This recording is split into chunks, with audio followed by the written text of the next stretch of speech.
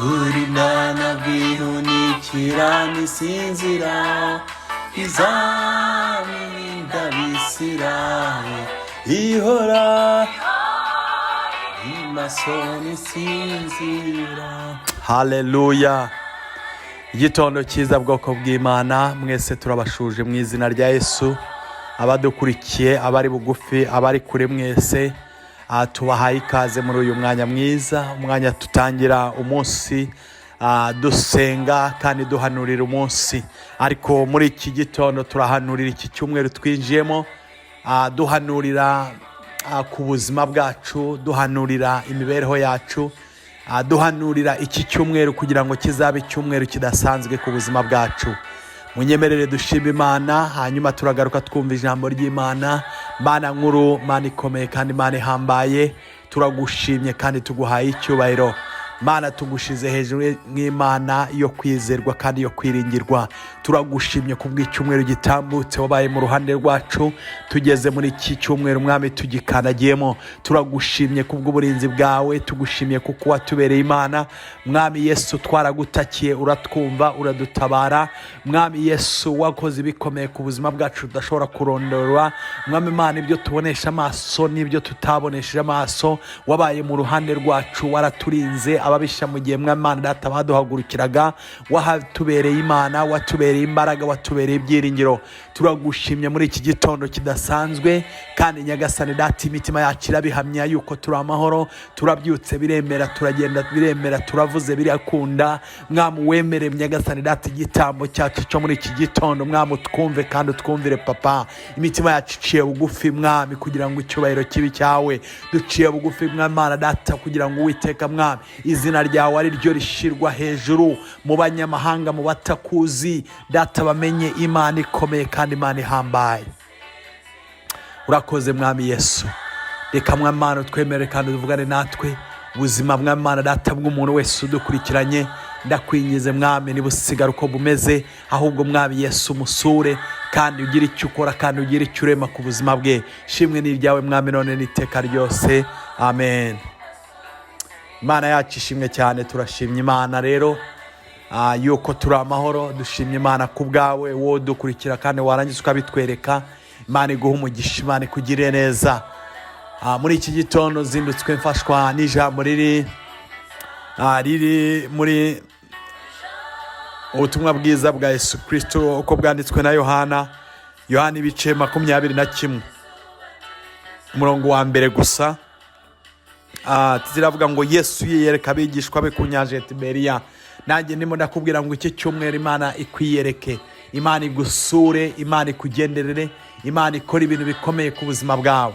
Umurongo wa mbere uravuga ngo hanyuma y'ibyo Yesu yongera kwiyereka abigishwa be ku nyanja ya Tiberiya, yiyerekana atya. Haleluya. Yesu nashimwe cyane. Ndagira ngo nkubwire ngo Yesu ajya yiyerekana ku buzima bw'umuntu, kandi iyo Yesu yiyerekanye ku buzima bw'umuntu, abo muturanye barabimenya, abo musengana bakabimenya, abo mukorana bakabimenya, abo muvukana bajya babimenya. Imana yacu ishimwe cyane. Nanjye ndimo ndakubwira ngo iki cyumweru Imana ikwiyereke mu izina rya Yesu. Yesu yiyereka abigishwa be. Muri iki gitondo byari ibintu bigoye kuri aba bigishwa, bari bakesheje ijoro baroba. Birashoboka yuko nawe, birashoboka yuko iminsi itambutse situation ntabwo imeze neza, ariko mu izina rya Yesu, iyo Yesu akwiyeretse, iyo Yesu akugendere, iyo Yesu agusuye, ubuzima bwawe ntabwo busigara uko bwari bumeze. Ariko iki cyumweru ndakwinginze tuzabane. Ni icyumweru kidasanzwe, ni icyumweru tuzaba turimo dusenga tuvuga ngo Imana ikwiyereke muri iki cyumweru.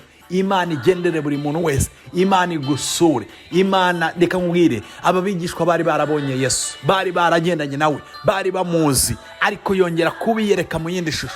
Imana yacu ishimwe cyane. Nawe ndimo nakubwira ngo Yesu yongera kwiyereka bundi bushya.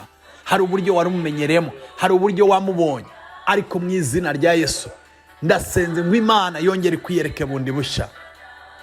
Yesu ashimwe cyane. Yesu ajya yiyereka bwoko bw'Imana. Yiyeretse Sara. Imana yacu ishimwe cyane. Reka tusome Yesaya 64 ku murongo, dusoma umurongo wa mbere n'umurongo wa kabiri. Yesaya 64 ku murongo wa mbere n'umurongo wa kabiri. Haravuga ngo icyama ugasatura ijuru ukamanuka. Haleluya. Iki cyumweru icyama Imana igasatura ijuru ikamanuka ku buzima bwawe. Ngo imisozi igatengukira imbere yawe nk'uko umuriro utwika inyayu ukatuza amazi. Reka nkubwire, hari imisozi wabonaga imbere yawe, hari imisozi y'ikigeragezo, hari imisozi y'ubuzima, hari imisozi mu rugo rwawe, hari imisozi mu kazi, hari imisozi. Ariko Bibiliya ijambo ry'Imana ndarikunda riravuga ngo mwagira kwizera mwategeka umusozi warangiza ukakora iki? Ugashinguka imbere yanyu ugatabwa mu nyanja. Yesu ashimwe cyane. Mwagira kwizera kungana n'akabuto ka sinapi. Yesu ashimwe cyane. Mwategeka umusozi ugashinguka imbere yanyu. Iki cyumweru ni icyumweru kidasanzwe. Ndakwinginze tuzagendane, ndakwinginze tuzabane, ndakwinginze tuzabane muri iki gitondo, muri morning glory, muri morning devotion. Ndumva hari ikintu Imana ishaka gukora. Imana yacu ishimwe cyane. Biritomeze tubwira ngo umuriro utwika inyayu ukatuza amazi kugira ngo izina ryawe rimenyekane mu banzi bawe. Yesu ashimwe cyane. Reka nkubwire, imirimo y'Imana iberaho kugira ngo abantu batazi Imana, abantu bahinyuza Imana, abantu bavuga yuko bidashoboka, ibyo ngibyo Imana nibyo igikora. Yesu ashimwe cyane. Mu izina rya Yesu, icyama Imana igasatura ijuru ikamanuka ku buzima bwawe. Izina ry'Uwiteka rikamenyekana mu banzi. Yesu ashimwe cyane. Izina ry'Uwiteka rikamenyekana mu buzima bwawe. Izina ry'Uwiteka rikamenyekana mu banzi bakugose, mu banzi bibaza ngo Imana usenga, mu banzi batasenga. Haleluya. Mu bantu batazi Imana, Imana ikagaragara mu buzima bwawe bakizera. Yesu ashimwe cyane. Yesu ngo ageze i Betaniya, Lazaro yari yarapfuye, baranamushinguye, iminsi yari ishize. Ariko Yesu mwariza ngo arasenga, haravuga ngo Mana, yewe ku bwanjye nzi yuko unyumva, nzi yuko usanzwe unyumva, ngo ariko ibi bikorere kubwo abantu bangose. Haleluya. Hari abantu bakugose inshuti yanjye, hari abantu bakugose aho utuye, hari abantu bakugose aho ukorera, hari abantu bakugose bakeneye kumenya Imana. Imana igaragare mu buzima bwawe. Iki cyumweru Yesu yongera kwiyereke. Yesu yongera kwiyereka ngo amahanga agahindira imishitsi imbere yawe. Yesu ashimwe cyane. Biratubwira ngo ayo moko yumvise iby'Imana yakoreye, Imana yabanye n'Abisirayeli, ngo Imana ngo barangize ngo bashe ubwoba. Mu izina rya Yesu, Imana yerekane ku buzima bwawe, abanzi bawe bashe ubwoba. Ngo twumvise Imana yanyu, twumvise Imana yatandukanyijemo inyanja, twumvise Imana yabahaye mana, twumvise Imana mu butayu aho ubuzima buba butari, ariko Imana ibana namwe. Haleluya. Imana yacu ishimwe cyane. Murongo wa kabiri yavuga ngo ubwo wakoraga ibiteye ubwoba tutabyibwiraga. Haleluya. Reka nkubwire, Imana ikora ibyo ngibyo, ibyo abakomeye cyangwa abize, abiyita abanyabwenge, kugira ngo Imana ibakoze isoni. Yesu ashimwe cyane. Iki cyumweru mu izina rya Yesu, Imana yerekane ku buzima bwawe. Itangiriro 21 ku murongo wa 3, Bibiliya iravuga ngo Sara aravuga ati Imana iranshekeje. Imana igusetse iki cyumweru mu izina rya Yesu. Ngo abazabyumva bose bazasekana nanjye mu izina rya Yesu. Imana ikwiyereke, abazabyumva bazasekane nawe, abazabyumva bazahamya imirimo y'Imana, abazabyumva bazavuge gukomera kw'Imana, abazabyumva, abazumva inkuru zawe muri iki cyumweru bazavuga Imana yawe. Imana yacu ishimwe cyane. Bavuga Imana ishobora byose, bavuga Imana ihindura amateka, bavuga Imana ikura ku cyavu, bavuga Imana ibyo abana b'abantu badashoboye. Mu izina rya Yesu, Imana ibikore. Bibiliya ijambo ry'Imana atubwira muri Luka ku murongo ibice 9 ku murongo wa 12, biratubwira ngo nuko umunsi ukuze ab'icumi na babiri baramwegera bati sezerera abantu kuko baje mu birorero mu ngo bajye mu ngo ziri hafi bacumbike babone ibyo kurya, kuko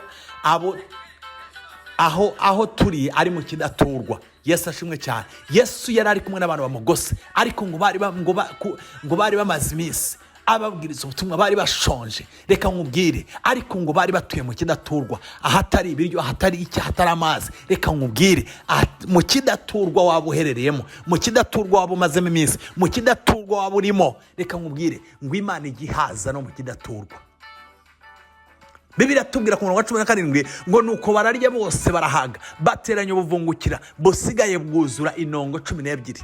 Mu izina rya Yesu Kristo, waba uri mu kidaturwa, waba uri mu buzima bukomeye, waba uri mu Imana yakishimwe cyane. Mu izina rya Yesu, Imana igusure, Imana igusange. Yasanze Yohana ku kirwa cy'Ipatimo, yabonaga ubuzima bwararangiye, yabonaga yuko igisigaye ari ugupfa, ariko irangije iramusanga, iramukomeza, iramubwira ngo ntabwo ari igihe cyo gupfa. Iki cyumweru ndakwinginze tuzagendane, uzabona kugira neza kw'Imana. Mana turagushimye, turaguhimbaje, tuguhaye icyubahiro nyiribihe. Data wera wiseri, warambwiye Mana data, iki cyumweru uzongera kwiyerekana ku bantu bawe. Ndakwinginze Uwiteka, iyerekane mwongeri mwiza, iyerekane murengezi wanyu, iyerekane Mana ushobora byose, mucunguzi wacu Uwiteka. Iki cyumweru Mwami tugishize mu biganza byawe. Reka kibe icyumweru cy'umugisha, kibe icyumweru cy'ubutsinzi, kibe icyumweru cyo kunesha, kibe icyumweru Mana data wera wiseri cyo gukura abantu Mana bari bamaze mu buzima mu buretwa, mu izina rya Yesu Kristo. Nk'uko wakuye Abisirayeli bari bamaze imyaka 130 bakora uburetwa, babayeho mu buzima bubi, ariko igitondo kiba kimwe. Mu izina rya Yesu ubakura mu maboko ya Farawo. Data ndakwingiza Uwiteka, reka hagira abantu ukura Mana data mu buzima bwari bumazemo iminsi. Wiyerekane ku buzima bwabo, wiheshe ikuzo Mana data ku banzi babo, wiheshe ikuzo ku batakuzi, wiheshe ikuzo Mana data wera wiseri abari Mana data bari babagose, kugira ngo izina ryawe rihabwe icyubahiro.